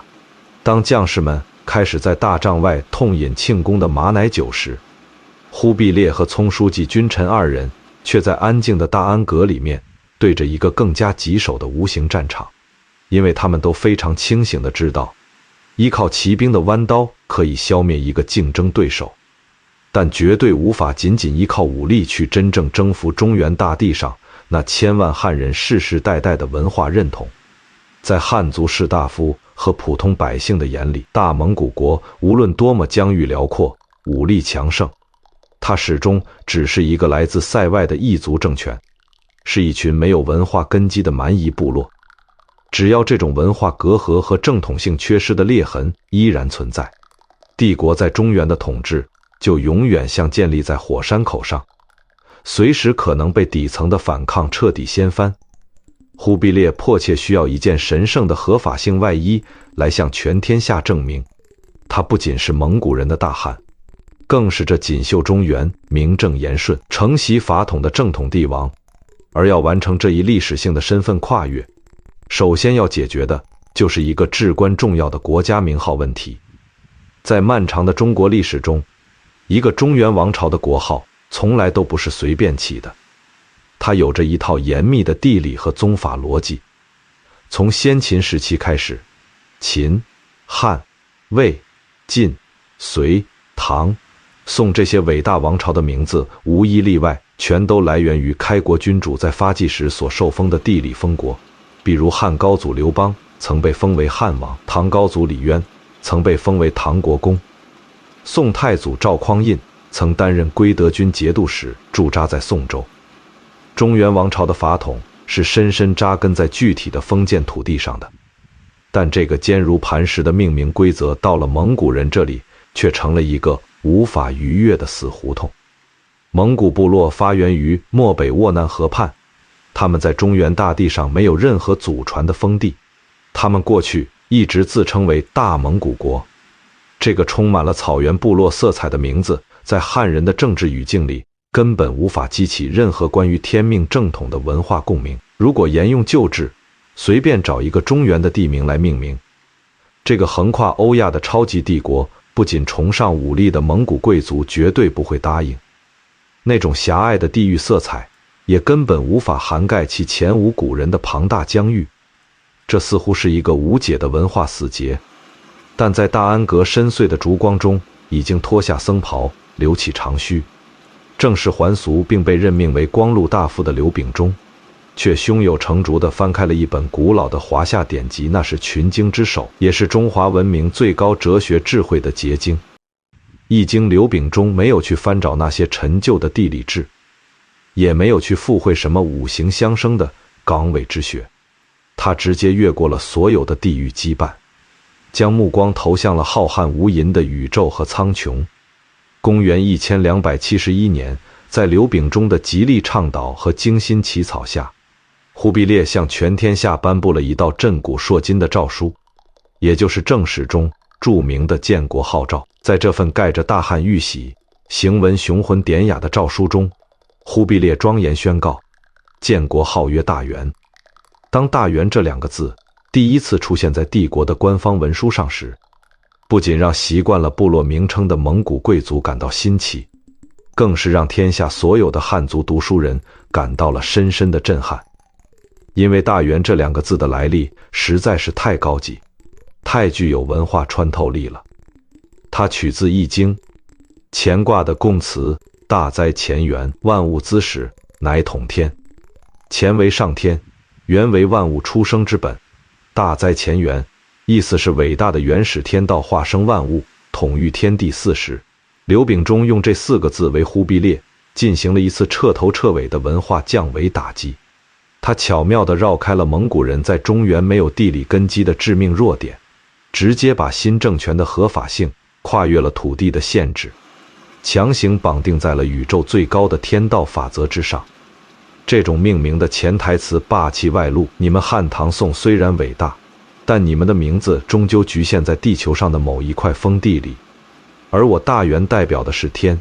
是万物的起源，是没有任何地理边界限制的宇宙真理。这种宏大到极致的哲学叙事，不仅完美契合了蒙古帝国那广袤无垠的超级版图，更是用汉族文化中最神圣的经典彻底堵住了所有传统士大夫质疑的嘴。在建国号召里，刘秉忠还特意加入了一段令人拍案叫绝的政治论述。诏书中写道：历代王朝虽然也号称顺应天命，但他们往往只是为了彰显自己家族的功业，而忽视了天下的广阔。如今大元建国，不是为了某一个家族的私利，而是要效法天地之道，包容天下万物。这不仅仅是一次简单的改名，这是一场极具震撼力的超级文化洗礼。刘秉忠用这薄薄的一纸诏书，硬生生地把一个外来的游牧征服政权拉入了中华文明5000年浩荡传承的正统历史法脉之中。他让那些原本在汉人眼中是蛮夷的蒙古统治者，瞬间披上了奉天承运的合法皇权外衣。从这一刻起，忽必烈不再仅仅是草原上的大汉，他正式成为了代表天道统治中原的大元皇帝。蒙古帝国也在这2个字的重塑下，正式跃升为继承了中华法统的大一统王朝。当这份诏书随着快马传遍大江南北，甚至传到长江以南还在苦苦支撑的南宋文人耳中时，中原大地上的许多汉族知识分子看着诏书上引用的易经词藻，内心的文化防线开始不可遏制地松动了。他们敏锐地意识到，这个新政权虽然是蒙古人建立的，但他所尊崇的理念，他所使用的语言，竟然是如此的纯正，如此的符合华夏圣人的教诲。既然新朝廷愿意尊崇华夏的天道法则，愿意接续中原的文脉，那么作为读书人出仕为大元效力，去辅佐一位愿意推行王道的君主，似乎也就不再是那么难以接受的事情了。大元国号的确立，就像是一块巨大的磁石，迅速凝聚了天下原本涣散和充满敌意的人心。刘秉忠用他深厚的国学底蕴，为忽必烈完成了10万铁骑根本无法做到的灵魂征服。在这场文化洗礼中，刘秉忠展现出了他作为一个顶级战略家的深远眼光。他没有一味地去迎合蒙古人的骄傲，也没有生硬地去套用汉人的旧制。他是在这2种文明激烈碰撞的火花中，寻找到了一个能够让双方都心悦诚服的最高公约数。他用道家的宇宙观和儒家的法统论，为这台狂野的战争机器重新编写了底层的信仰代码，让他从一个只知道索取的劫掠者，在法理上变成了一个需要对天地苍生负责的合法统治者。然而，国号的确立仅仅只是给这座庞大的帝国大厦挂上了一块金字招牌。招牌虽然响亮，但大厦内部的砖石和齿轮依然还是原本那副粗糙野蛮的游牧模样。当忽必烈在大殿上端坐时，那些刚刚被册封为大元臣子的蒙古贵族依然习惯性地穿着散发着膻味的皮袄，在大殿里走来走去。按照蒙古部落开忽里勒台大会的古老习惯，他们依然会随随便便地席地而坐，甚至大声喧哗。他们根本不懂得什么是中原的君臣之谊，什么是进退之节。不仅朝堂上的秩序混乱，整个天下的时间同样是一团乱麻。蒙古人过去不懂历法，而原有的金朝历法早就出现了严重的误差。各地的农业生产因为没有准确的节气指导，百姓甚至不知道该在什么时候播种收割。一个真正的正统大帝国绝对不能仅仅停留在哲学概念的宣扬上，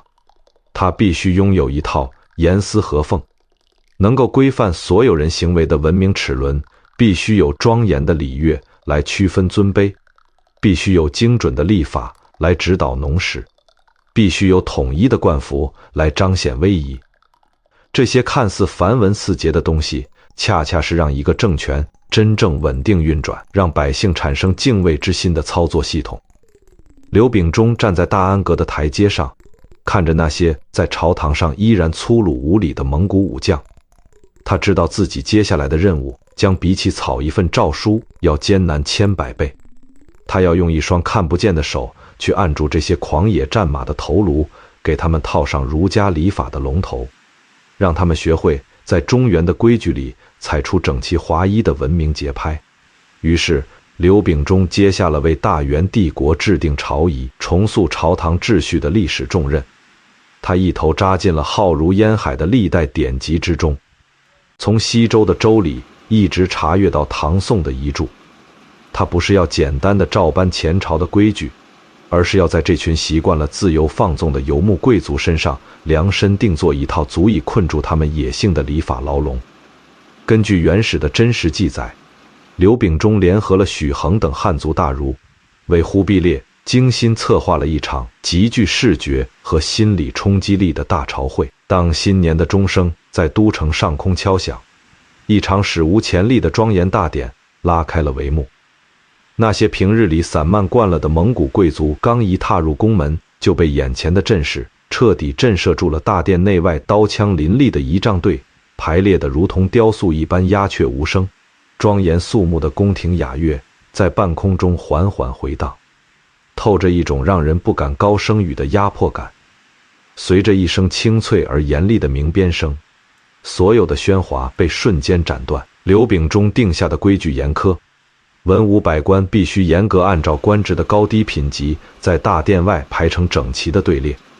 没有皇帝的旨意，任何人不得越雷池一步，更不许交头接耳。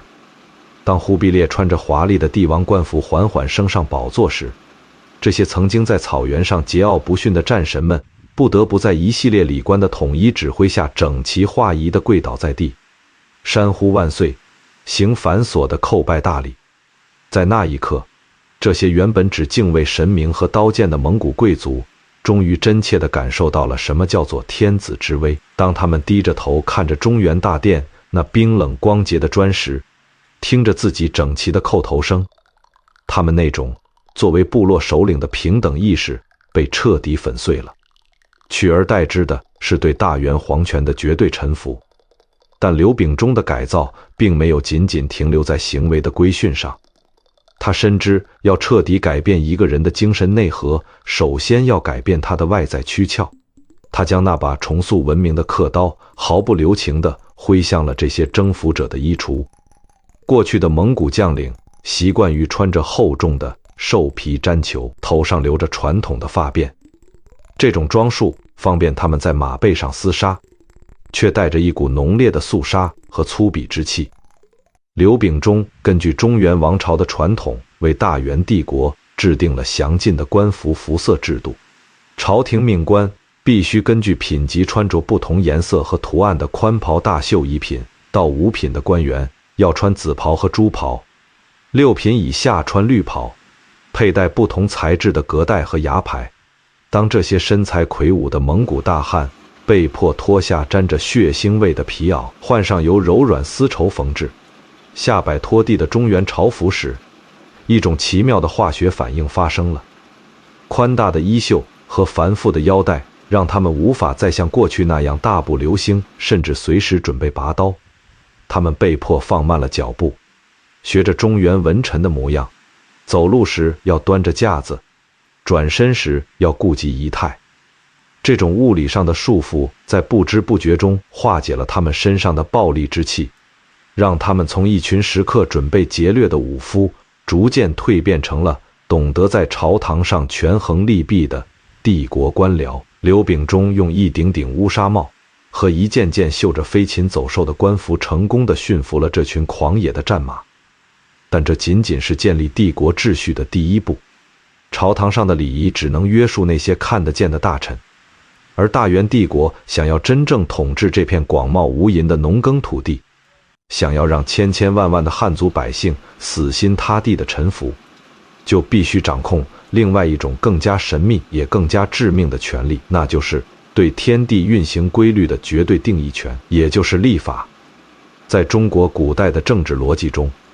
皇帝之所以被称为天子，就是因为他拥有代替上天向天下万民颁布时间的特权。这被称为奉正朔。敬受民时，对于脸朝黄土背朝天的农民来说，历法就是他们的命根子。没有准确的节气指导，他们就不知道什么时候该春播，什么时候该秋收。当时的元朝沿用的是金朝留下来的大明历，但这部历法由于年代久远，测算的数据早就出现了严重的误差，不仅节气不准，甚至连日食和月食的预测也屡屡出错。对于一个刚刚建立的大一统王朝来说，历法的不准就是天象的失警，是对皇帝正统合法性的直接打击。刘秉忠敏锐地抓住了这个关乎帝国命脉的核心问题，他向忽必烈上奏，请求朝廷立刻拨发巨款，重新修订一部属于大元帝国自己的精准历法。忽必烈对刘秉忠的眼光深信不疑，立刻将这个浩大的工程全权交由他来主导。刘秉忠虽然精通天文星象，但他更懂得在这个庞大的国家级工程中如何去发掘和使用最顶尖的专业人才。他没有独揽大权，而是向忽必烈隆重举荐了自己的同门师弟，也是当时天下最聪明的天文算学家郭守敬和王贡。在刘秉忠的统筹和资源的全力倾斜下，一场轰轰烈烈，代表着当时世界最高科技水平的天文观测运动在大元帝国的版图上铺展开来。为了获取最精准的天文数据，刘秉忠大力支持郭守敬研制了简仪、氧仪等10几种先进的大型青铜天文仪器。这些仪器被安放在新建的4天台上，日夜不停地捕捉着星辰和日影的细微变化。但这还远远不够。刘秉忠深知大元帝国的版图前所未有的辽阔，仅靠在都城一地的观测根本无法制定出适用于全天下的历法。于是在刘秉忠的策划下，元朝发动了一次史无前例的国家级地理与天文大测量，史称四海测验。大批精干的天文学者带着沉重的仪器从都城出发，奔赴帝国的四面八方。最北边的观测点到达了寒冷的西伯利亚荒原，最南边的观测点深入到了波涛汹涌的南海西沙群岛。在那个没有现代交通工具的年代，这些学者用双脚丈量着帝国的疆土，用原始却精密的仪器测算着各地日影的长短和吉星的高度。海量的数据像雪花一样汇聚到了刘秉忠和郭守敬的案头。经过繁复几乎耗尽心血的数学推演和校对，一部震惊世界的天文巨著终于在这些汉族学者的笔下诞生了。他们计算出了一年准确的长度为 365.2425 天，这个数据与地球绕太阳公转的实际周期误差仅仅只有26秒。这不仅在中国历史上是绝对的巅峰，甚至比西方著名的格里高利历，也就是我们今天全世界通用的公历，整整早了300年。当这部凝聚着中华文明最高智慧的历法被恭恭敬敬地呈递到忽必烈面前时，刘秉忠为他起了一个典雅且充满了政治寓意的名字——授时历。授时二字取自古籍尚书中的敬受民时，意思是大元皇帝秉承上天的意志，将最准确的时间授予天下的黎民百姓。这就等同于向全天下宣告，大元帝国不仅拥有扫平四海的无敌武力，更拥有探究宇宙真理、恩泽万物的神圣文治。随着授时历的正式颁布，一册册崭新的历书跟随着朝廷的快马送达了天下每一个州县的驿站。当那些面朝黄土的汉族老农捧着准确无误的节气表，安心地把种子撒入泥土中时，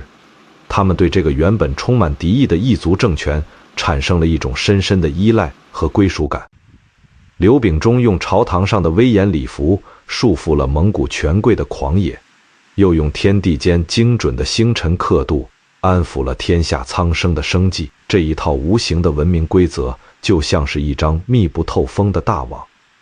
将那个只知道破坏的游牧政权牢牢地绑在了中原正统的基石之上。帝国运转的典章制度已经完备，但刘秉忠站在高高的司天台上，看着脚下那座曾经让他呕心沥血设计出来的开平城，眉头却再次微微皱起。他知道，开平城虽然雄伟，但它终究偏居塞外，更像是一个军事堡垒和避暑的行宫。作为一个已经一统天下、疆域横跨欧亚的超级帝国，它需要一个更加宏大、更加位于天下居中位置的物理心脏。他那深邃的目光越过了连绵起伏的燕山山脉，投向了南边那片一望无际的华北平原，投向了曾经的金朝故都中都城的废墟。公元1267年，忽必烈正式下达了营建新都的诏令，而这项足以在中华文明城市建设史上留下不朽丰碑的浩大工程，理所当然地交到了刘秉忠的手中。摆在刘秉忠面前的第一道难题是都城的选址。在绝大多数廷臣看来，最省时省力的方法就是直接在金中都的废墟上进行翻修和扩建。但刘秉忠带着随从，在满是瓦砾的旧城遗址上进行了细致的水文和地理勘测后，果断地向忽必烈提出了一个大胆甚至有些惊世骇俗的建议：彻底放弃旧城，另起炉灶。在正史的记载中，刘秉忠抛弃金中都的核心逻辑，除了旧城残破不堪之外，更致命的是水资源的枯竭。金中都主要依赖西南方的莲花池水系，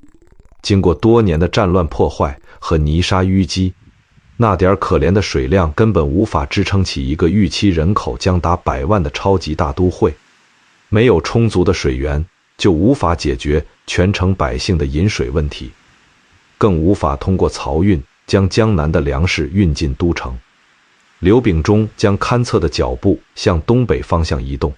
最终他的目光牢牢锁定在了一片波光粼粼的广阔水域上。那是前朝皇家园林遗留下来的太液池，也就是我们今天所熟知的北海和中南海一带。这里不仅水域开阔，而且风景秀丽，有着大片天然的湖泊和岛屿。刘秉忠指着这片水域，向忽必烈描绘了一幅宏大的蓝图。他要以这片湖泊为整个城市的绝对中心，在大地上重新画出一个方圆数十里的崭新坐标。选址一旦确定，接下来的任务就是如何在这片未经开垦的平原上勾勒出大元帝国的心脏骨架。这一次，刘秉忠没有去参考任何前朝都城的旧有格局，因为唐长安城和北宋汴梁城虽然繁华，但他们在几百年的历史演进中都不可避免地带有了修修补补的妥协痕迹。作为一个将一生学问都倾注在儒家经典上的全能学者，刘秉忠终于等来了一个千载难逢的机会，一个可以在一张绝对空白的图纸上完美复刻华夏3000年前最神圣政治理想的机会。他从浩如烟海的古籍中翻出了儒家最为推崇的城市规划圣典《周礼》。考工记在考工记的篇章中记载着周代先贤对于帝王之都的终极物理想象：匠人营国，方9里，旁3门，国中9经9纬，经图9轨，左祖右社，面朝后室。这短短20几个字，不仅是建筑学上的规制，更是中华文明对于礼制、秩序和皇权神圣性的空间表达。过去的30年里，历代帝王都梦想着建造这样一座完美的理想之城，却因为种种现实的地理或历史阻碍，从未有人真正实现过。而刘秉忠要在这个由游牧民族建立的新王朝里，将这个专属于汉人儒家的终极梦想变成触手可及的现实。他拿着精密的测绘仪器，在广袤的华北平原上画下了一条笔直的贯穿南北的神秘直线。这条长达近8公里的直线，就是后来震惊世界的北京中轴线。它像一根定海神针，死死地定在了大地的脊梁上，将整座庞大的都城完美的一分为二。刘秉忠在太液池的东岸，也就是中轴线的绝对核心位置，规划了气势恢宏的皇家宫殿群大内。忽必烈的龙椅被精准地安放在了这条中轴线的最尊贵处，这意味着当大元皇帝端坐在宝座上时，他所面对的是绝对的居中，绝对的对称，是统御天下的无上威严。围绕着这条中轴线，刘秉忠严格地兑现了周礼中的每一项政治承诺。在皇宫的左侧，也就是东方，他规划了供奉大元历代皇帝神位的太庙，这叫左祖；在皇宫的右侧，也就是西方，他规划了祭祀土地神和古神的社稷坛，这叫右社。皇宫的正前方是文武百官上朝办公的千步廊和中央官署，这叫面朝。而皇宫的后方，也就是今天的钟鼓楼和什刹海一带，则被规划为了繁华的商业区和集市，这叫后市。这种严丝合缝的空间布局，就像是一个无形的巨大法阵，把那些曾经在草原上随意驰骋的蒙古贵族强行框定在了一个充满了儒家伦理教化的物理空间里。当蒙古王公们走进这座左右绝对对称、宫墙高耸入云的都城时，他们会在不知不觉中被这种空间上的秩序感所规训，从而产生对大元皇权发自内心的敬畏。但刘秉忠不仅是一个追求理智的儒臣，他同时也是一个务实的高级工程专家。他深知如此庞大的一座都城，仅仅有宏伟的宫殿和笔直的街道是远远不够的。他的血脉必须畅通，也就是必须解决那最致命的水源和漕运问题。在这场与自然地理的较量中，刘秉忠再次启用了他最得意的同门师弟郭守敬。在刘秉忠的全力支持下，郭守敬展现出了令人瞠目结舌的水利工程天赋。他亲自溯源而上，在都城西北方的神山，也就是今天的昌平一带，找到了水量丰沛的白夫泉。郭守敬带领着成千上万的民夫，沿着西山的等高线开凿出了一条绵延数十里的引水渠道，将清澈的泉水犹如一条奔腾的巨龙奇迹般地引入了都城内的积水潭。积水潭瞬间变成了一个巨大的内陆港口，解决了都城水系的枯竭危机。更令人振奋的是，这条水系向南一路贯通，直接与隋唐时期遗留下来的大运河连为一体。从此，满载着江南无数丝绸、粮食和奇珍异宝的漕运船只，可以从杭州一路扬帆北上，直接驶入大都城内的积水潭。在正史的记载中，当时的积水潭半坡碧水，千帆林立，桅杆有如茂密的森林。南方的水手和北方的客商在这里汇聚，各种语言和口音在码头上交织。这座被命名为大都的城市，不仅拥有了最正统的帝王之气，更拥有了源源不断的经济血液。在长达数年的浩大施工中，刘秉忠几乎把自己的全部生命力都倾注在了这张宏大的图纸上。他日夜奔波在尘土飞扬的工地上，核对着每一段城墙的夯土质量，测量着每一条街道的宽度。他规划的街道格局讲究，主干道宽达30多米，被称为大街，而在大街之间又密集地穿插着无数条被称为胡同的幽深小巷。这些如同棋盘般整齐划一的胡同和四合院构成了这座千年帝都最基础的细胞，不仅为百万百姓提供了安居之所，也让城市的交通和治安管理变得井然有序。公元1274年，当元大都的城墙终于在华北平原上合拢，当那些金碧辉煌的宫殿群在朝阳的照耀下散发出震慑天下的光芒时，一座人类冷兵器时代城市建设的绝对巅峰之作正式宣告诞生。忽必烈站在新建成的大明殿上，看着脚下这座横平竖直、气象万千的超级都城，他终于彻底褪去了蒙古大汗的游牧底色，拥有了拟天下、号令九州的帝王自信。元大都不仅是大元帝国的权力心脏，它更是刘秉忠用一生的学问为中华文明锻造的一副坚不可摧的地理骨架。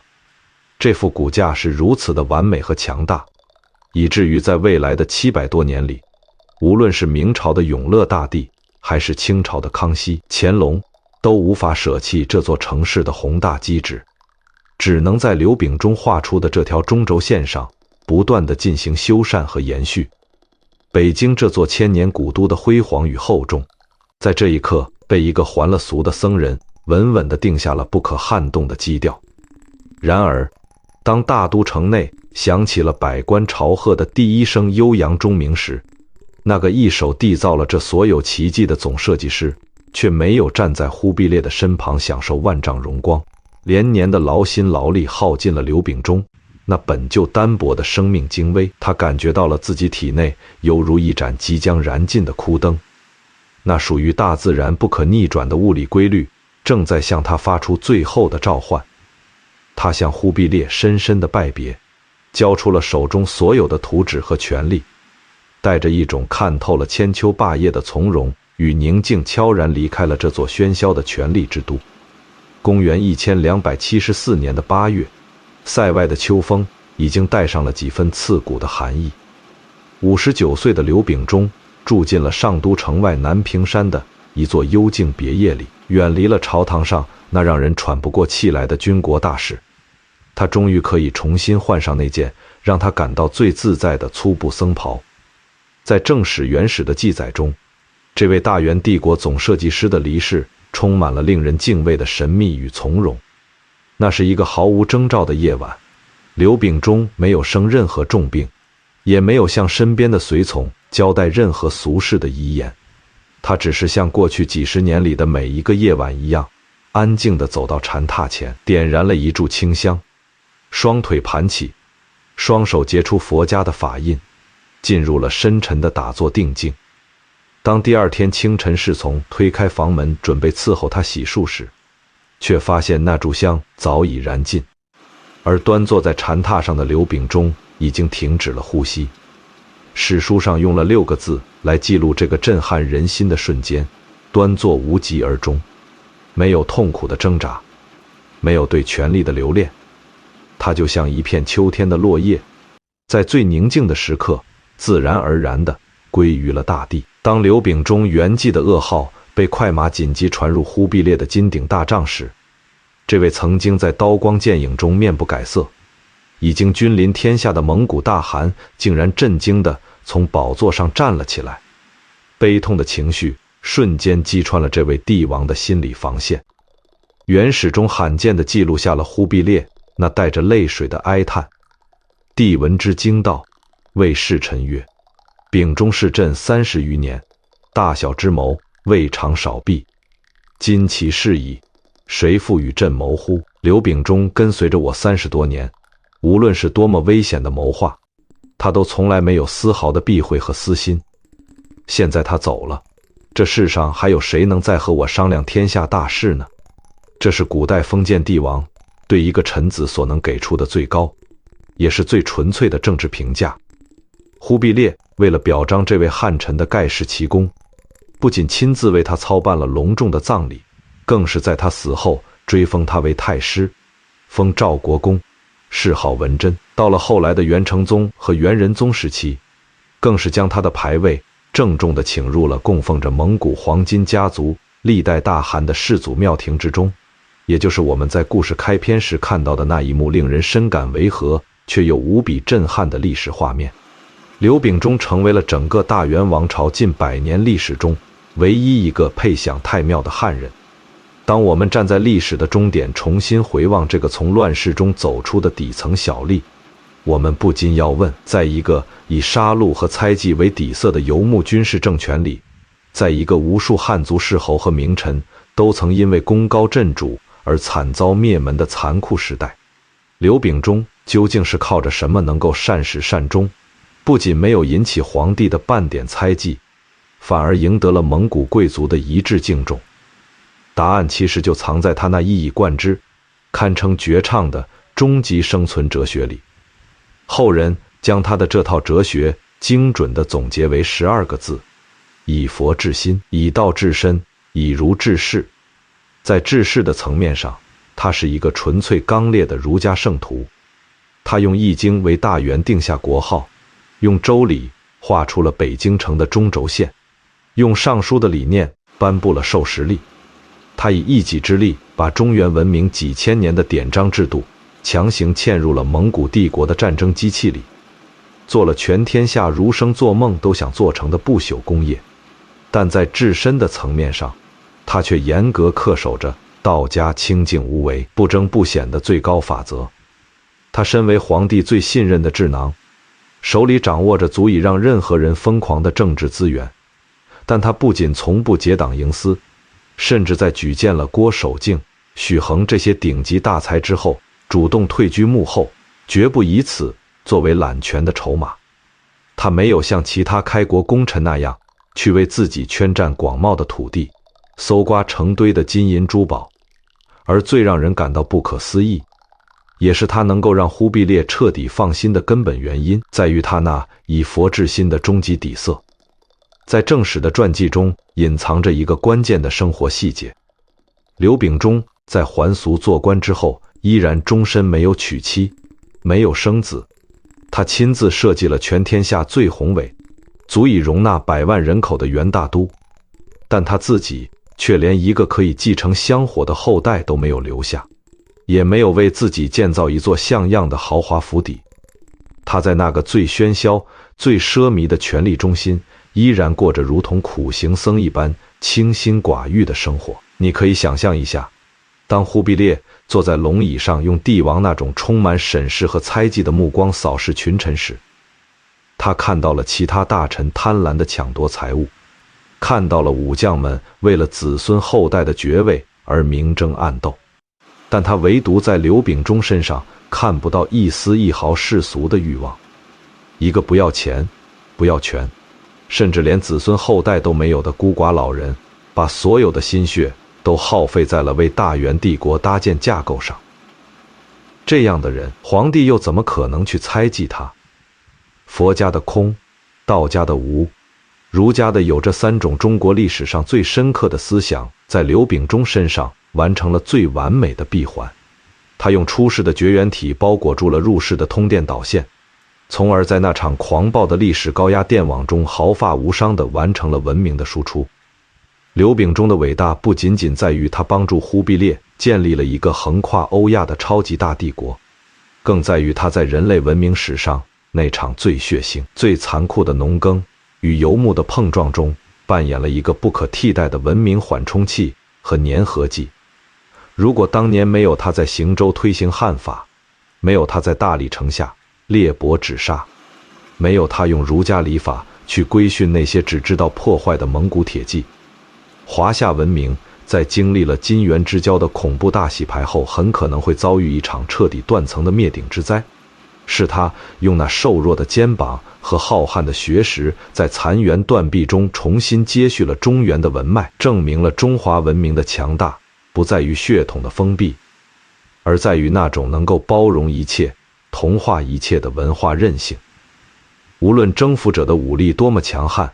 只要他们踏上这片土地，最终都不可避免的要向这种高级的文明秩序低头。岁月悠悠，700多年的时光如同白驹过隙。今天，当我们漫步在北京这座千年古都的街道上，当我们站在鼓楼前，沿着那条笔直的中轴线向南眺望，看着故宫那金碧辉煌的飞檐时，